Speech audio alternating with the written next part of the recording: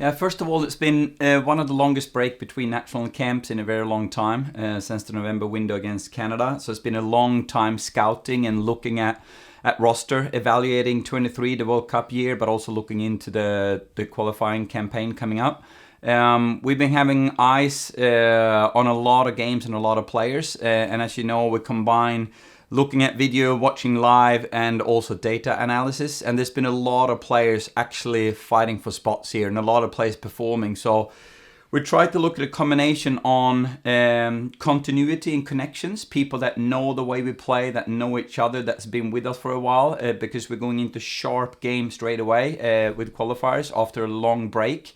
So we want to have some continuity in that sense, but we also look at form and playing time. Players that are performing are in form right now. And then obviously we have to consider injury situation with players being unavailable and look at how do we fill those spots, for example, the 9 and 10 role. And we are really, really happy to find the combination that we have now between younger players, experienced players, players that have been with us before, players that have been with this team before and coming back and so forth. So it's been a tough challenge, to be honest, and a couple of tough phone calls this weekend to call some players that hasn't been selected for the first time in a very long time.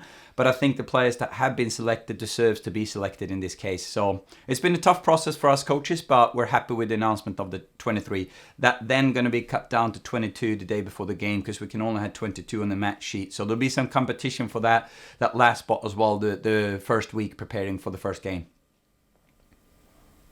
Thanks so much, Tony. As always, please use the raise your hand function, and I will go one question for each, just because there's quite a few on this call, and then we'll get the opportunity to go back around again. George Clark. Hey, Tony. Great to see you. Michelle Heyman, is that a case of you kind of needing an experienced player to lead the line with Sammy's absence? Kind of talk us through that selection. I mean, for me, it's looking at with Sam unavailable, Kaya just coming back from injury, McNamara injured and so forth. We're looking at who's the best next 9. And the way Michelle have played, she deserves to be selected. It's purely performance. And I've said that a lot of times throughout these 3 years, that for me, it's not about age in a Matilda. It's about the quality you have as a footballer. Whether you're 17 or 35, doesn't matter. If you have the quality, you deserve to be selected. And Heyman has played herself into this team, the way she plays. She's in tremendous form. She's scoring for fun. And we also feel playing this type of qualifiers when we think we're going to play against a very, very well organized Uzbekistan, it's going to be difficult to get in behind. We need an in and out pure 9 in the box that needs half a chance to score. And that's Michelle, the form she's playing with right now. So I'm really happy for her because she have pushed herself back into this team by her performances. Thanks, George. Tracy.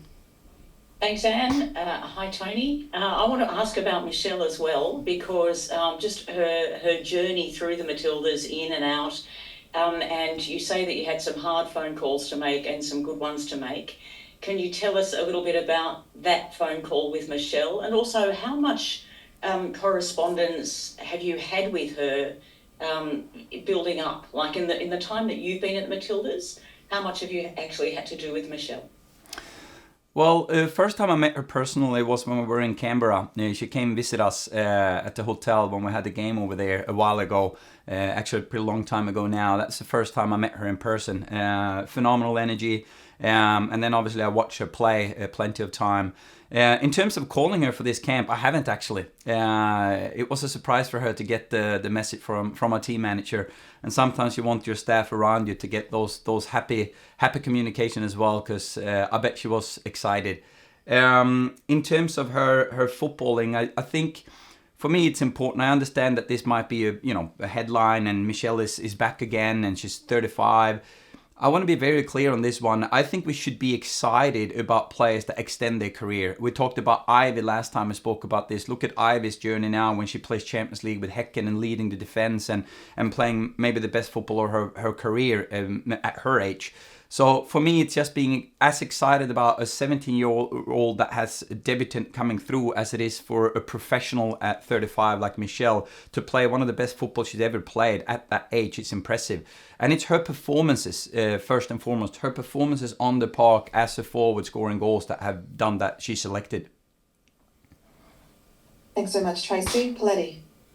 Hi, Tony. You spoke in the prior to the November window. The reason you didn't select Chidiac was around performance and minutes played. She obviously found her way into that squad through injury. She's since made the move to Melbourne City. You know, she's played almost 500 minutes in the 6 games there. She's been a key part of that squad. Why has she not been selected this time around? That was one of the toughest phone calls, to be honest. I talked to Shids. I want to focus on the ones selected and also respect the integrity of the players in terms of what we speak about. What I did say to Shids, though, is that I'm really happy that she's in a club now that values her qualities and she gets to play in a pure 10 role, a linking player, in a playing style that suits her. She has just come back to play minutes. She didn't really get the minutes when she was abroad. And it's for her to find back the joy and the love for the game again and just play the way Shids can play.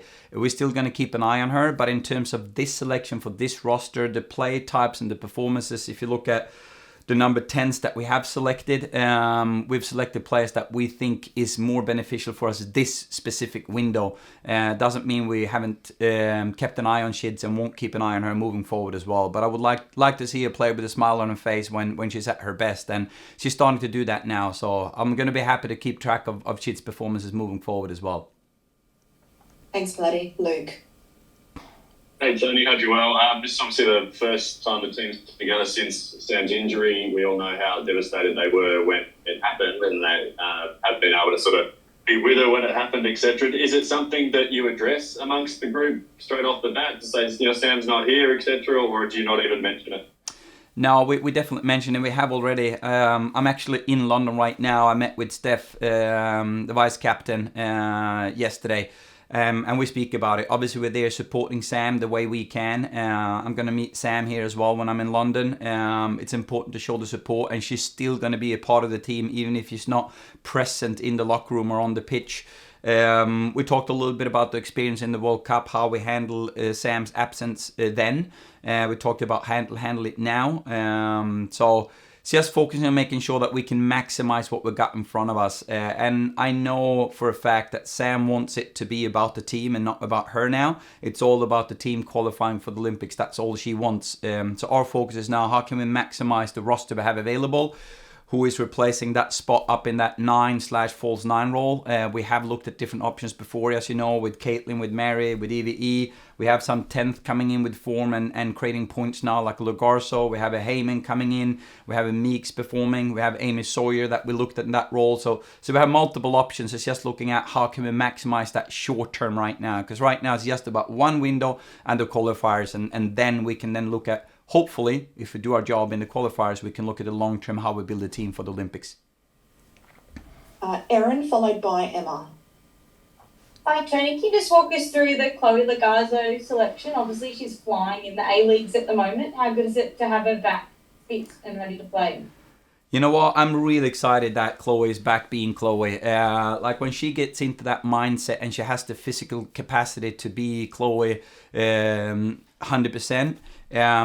You can see how she performs right now. Her runs off the ball, her tackles, her 1v1 defending and attacking, her scoring ability, her ability to get into the box, her runs in behind the back line. And also if you look at the type of opponents we're playing now, that is very well organized and play very physical. We need players on the park that can get into the box and be first on the ball. All the fallen fruit, the rebounds, the loose balls in the box is going to be there to poach on every single ball if she gets on the park. So she's worked a long time to get back to where she needed to be, and her professionalism, her character have gotten her back to where she is now. So I'm really happy to bring Chloe back in, and she also knows the identity of the team. She knows the playing style, so she's gonna integrate quickly into it. Then her step now is to bring it from club to international football in terms of intensity and tempo. But she's been there before, and she knows what it takes. Thanks, Erin. Emma, followed by Mel. Hey Tony, can you hear me? I hear you loud and clear. Oh great, sorry, I was having problems with the audio. I just wanted to know, so obviously Olympics, it's an 18 player squad, not a 23 player squad. Picking players like Michelle and Chloe, it's fantastic. I mean, are those two players in particular, are they a genuine shot at actually making that 18 player Olympic squad? Or is it more just keeping your numbers up? And do you have now in your head already sort of your ideal squad if everyone is fit and healthy? I think the last thing you said is very important, meaning who is fit and healthy and in form come the Olympics. It's a bit too far ahead to say now who's going to be there, but as you've seen over the last year or so in the World Cup, there's been a core group of players that knows the way we play. So sometimes it's not about the best players, it's about the best team, the best connections out on the field, and also understanding the tactics. Everyone that is selected for this camp and also the one that missed out are definitely in contention for an Olympic roster. It's way too far ahead to say now who's those going to be. So the ones that are selected here is competing for spots for sure. What I did say, I think it was back in September or October, I said the door is open, but it's not wide open, meaning there's very few spots to compete for because there's going to be a core group that is there. But those players also has to show that they're fit and in form and is performing, because at the end of the day, it is about performance. But let's just focus now short term on qualifying for the Olympics first, because we have a job to do and it's not going to be an easy one. And then I'm happy to talk about this moving forward, but it's going to be a tough job as it was selecting this roster for this qualifying window. Mel, followed by Sam. Hi, Tony. Michelle said when she retired from international football in 2019 that, winning a gold medal at the Olympics was one of the things she missed out on doing and is really a big motivator for her. Is that something that you spoke about when you spoke to her in Canberra? And just how close was she to, getting a call up for the World Cup squad too? Well, first of all, I think she shares that passion with the rest of the players that missed out on the medal in the last Olympics, losing that semi-final in the bronze match, and then in the World Cup as well, losing a semi-final in the bronze match. So that passion and the feeling of unfinished business to actually get a medal in a tournament is shared by a lot of players, and also drive and a motivator for us when we're now preparing for this qualifying window. We really want to qualify for the Olympics to give ourselves a chance to medal again. We've gone further in a tournament that this team have ever done before, in 2 big tournaments in a row, but missing out on that small margin, 2 tournaments in a row, have created a feeling of let's really qualify so that we can go down to Paris Olympics and fight for a medal. So she shares that with the rest of the players. In terms of Michelle and her individual focus, I like the fact that she is on the same page as the rest of the players with the motivation of coming back and proving that she wants to win games. Because at the end of the day, it's about winning games. But we need to qualify first. So I do understand that there is, an interest of talking about the Olympics, but we as a team needs to be boring and say, let's focus on qualifying first, because we really need to respect this opponent. They only lost 2-0 to Japan. They beat a lot of Asian teams. They've been in a long camp. I know all of us for a month preparing for this qualifier. So let's focus short term now, and then we can pick up these discussions after we hopefully qualify coming up in this window. Thanks so much, Mel. Sam, followed by Tracy. Dan, hi Tony. I've got 2 separate questions. One is perhaps a little bit faster for you to answer. Kaitlyn Torpey, a first call up for her to the senior team. What is it about her that has really impressed you, particularly at A-League women level with Melbourne City? And the second question is, not to beat a dead horse, but on Sam Kerr. You've been in women's football for a long time. There really seems to be an epidemic of ACL injuries affecting the best players in the world at the moment. A number of top quality players are coming out and saying that something needs to change, something needs to happen. What do you think needs to happen in women's football to try and prevent these players from losing significant chunks of their careers? Yeah, that's a massive question, Sam, and I would love to debate that longer when we have time. But I'll start on that one. When I was down in Zurich on the FIFA conference analyzing the World Cup, this was a hot topic that a lot of people talk about and aware about. And it's a lot of world-leading sports scientists down there as well in that press conference, that conference. And I do know that there's money putting in on research. I do know that Football Australia is looking into that as well. And I really would like to know more as well, because I'm not the expert in sports science, but unfortunately I've been on the coaching side seeing this happens in clubland and international. I was visiting Arsenal yesterday. As you know, they've had the same issue there, and they talk about it as well. There's a lot of talks and so-called speculation. Is it the calendar? Is it the training load? Is it the game time? Is it the lack of resources? Is it, physically? What is it really? And I do think that something we really need to invest money in to get answer on and take responsibility for the player well-being, because at the end of the day, it's about a human being, not just a football player. And we need to put the person and the human being in the center of this and look at the well-being perspective. Because what we really want, and every key game, whether it's a top league game, a playoff game, a semi-final in a big tournament, we want the best players on the park as much as possible, because there's also an entertainment industry in the sense of that you want to come watch the best players, right? You want to buy tickets and watch the best players and the best games, and in that sense we need to have them available for those games as much as possible. But it's a big question for me to answer, and I wish I had the secret key to it. And maybe I would win the Nobel Prize if I had that answer, right? But let's keep debating it and put it on the agenda. And I'm really happy that you bring it up as well, because I think you in media can help us drive this and debate this and talk about it, because it has to be in the front and center of the debate in women's football moving forward, because it's something that concerns all of us. The second one about the Torpey question. Her performance is a combination of A-League and U23. And I want to come back to the U23 space again, that the senior Matilda environment, the Matildas can't be a development platform. It has to be a performance platform. That's why the youth national team and the U23 space is massively important, that we keep investing in that program for those players to get a chance of a taste of international football. We get to implement the training philosophy, the playing style, the playing idea. So when she comes up to us now, she's heard the terminology, she knows the principles. Mel have had the chance to work with her on and off the field. We know the character, we know the football qualities. But then the second part is the A-League, and I really want to credit the coaches in the A-League here, what they've done in terms of developing players. There's so many players there now that are developing fast, really fast, and her improvement of performance over the last year, we kept an eye on her for a long time, but her improvement of performances over the last year, especially when she came back from this injury last year, has been phenomenal. And she has a profile as a player that is intriguing for the way we play. She has the speed with technique. She can play the 7-11 for us out wide. She can play as an attacking outside back for us. She's confident on the ball. She's aggressive.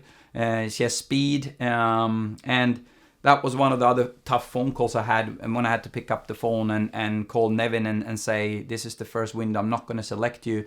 But one of the reasons is I think Torpey deserved to get this opportunity the way she's performed. Her next step is to see if she can bring that to our level and international level, because everything is going to be faster now. But we're intrigued by her performances. A very, very interesting profile of her as a player. Okay, this is as much a warning for Tony as for everyone else. Sorry. Got time for 3 more questions. Long answers. Sorry. Tracy, followed by Luke, and we'll finish off with Emma Kemp. Okay, I'll be quick. Sam asked about the ACL and other injuries, and I wanted to pick up on that too. Maybe if you could take it a step further, because players do just want to play. And so, of course, when they're injured, it's not just the physical, it's the well-being you talk about, and the mental recovery process during that becomes just as important. You would have had to deal with that during the World Cup and how it affects not just the player that's injured, but everybody else in the team who's so used to having an integral part of the team there that is now missing. So maybe you can talk a little bit about that and how you work with the mental aspects of these sorts of injuries. Yeah, it's interesting you touch upon the recovery and the mental side of things. One of the things we said going into the World Cup is that we want to be the world best on recovering, because once you do go into tournament, you don't have really time to get fitter during the tournament. It's about mental and physical recovery between games, and the mental toll on players as well. And then you have the emotional connections to a teammate that you care for, and you see she's hurt physically and mentally as well. How do you deal with that? And here I once again want to credit my support staff, well-being managers, psychologists, physio, sports scientists, assistant coaches, captains, like all the people around me that gives that support system together with me. And we talk about this circle concept when we stand next to each other and look in and are together in these processes, because it is a mental tough journey for players to get injured and miss out, but also for the teammates and good friends.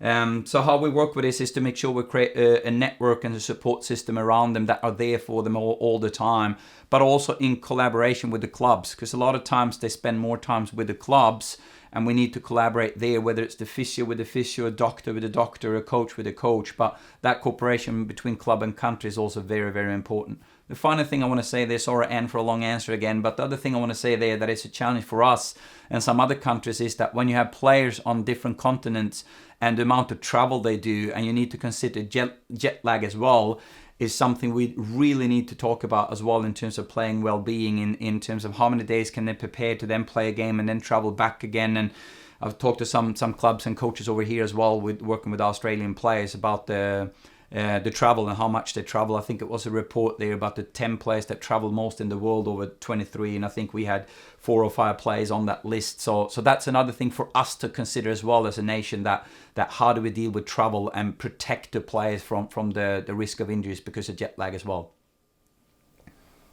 Luke and then Emma.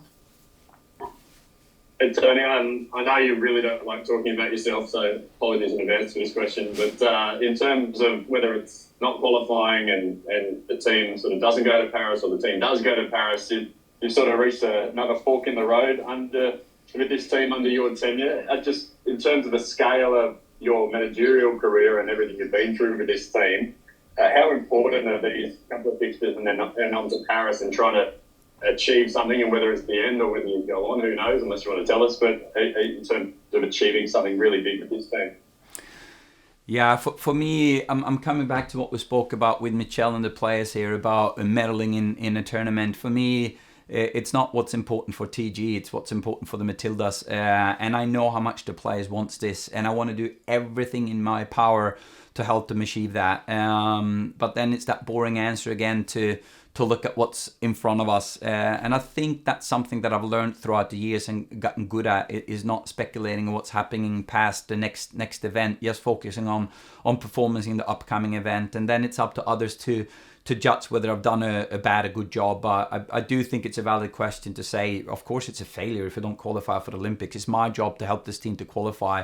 But personally, I don't go there. I just focus on what's in front of me and look at the Uzbekistan challenges and look at game plans and roster and help the players to maximize their performances. But at the end of the day, it's about the players and not about me. And I want to do everything in my power to help them achieve what they really dream of.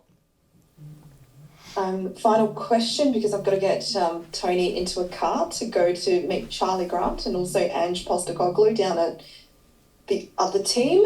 I won't say that name. Emma.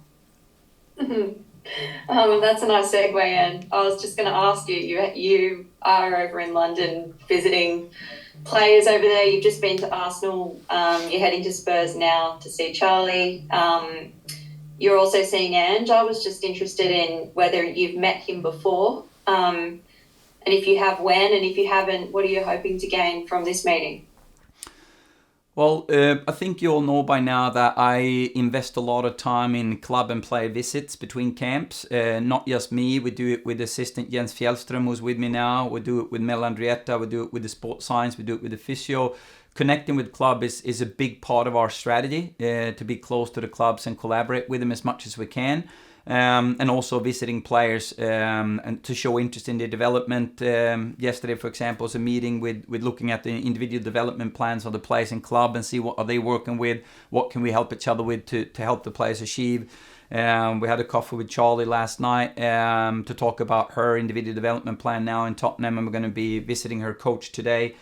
And then we're driving down to Brighton tomorrow to visit Charlotte Rule as well. She has a hip issue, but we're going to visit her and look at a club down there as well.